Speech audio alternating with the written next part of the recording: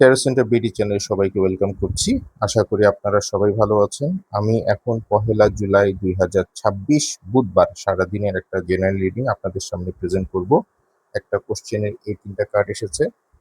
So প্রথমেই আমি career এবং জব নিয়ে বলছি। যাদের নতুন চাকরি ইন্টারভিউ আছে অথবা প্রমোশনের কোনো প্রেজেন্টেশন অথবা ইন্টারভিউ আছে, অবশ্যই আপনারা ভালোভাবে প্রিপারেশন নিয়ে যাবেন। সবকিছু ব্যালেন্স করার চেষ্টা করবেন, ইমোশনাল হবেন না, তাহলেই কিন্তু সমস্যার ভিতরে পড়বেন। এবং খুব বেশি রিল্যাক্সও থাকবেন না, যে না হয়ে গেছে এরকম চিন্তা না করে যতটুকু আপনাদের পক্ষে মানে প্রিপারেশন নেওয়া সম্ভব সেটা করবেন। ফাইন্যান্সের ক্ষেত্রে যদি বড় কোনো ইনভেস্টমেন্টের ইচ্ছা থাকে, তাহলে অবশ্যই সেটার জন্য প্রপার সিকিউরিটি, প্রপার ব্যালেন্স করে জিনিসগুলো করবেন। টাকা ধার নেওয়া এবং ধার দেওয়ার ক্ষেত্রেও সেম।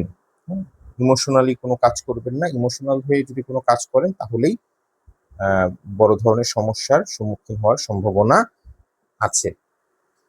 চেষ্টা করবেন সারাদিন একটু রিল্যাক্স থাকার, খুব বেশি এক্সাইটমেন্টের ভিতরে না যাওয়ার। ফ্যামিলি এবং রিলেশনের ক্ষেত্রে বলবো যে ফ্যামিলি এবং রিলেশনের ক্ষেত্রেও আমি বলবো যে ব্যালেন্স করার চেষ্টা করবেন।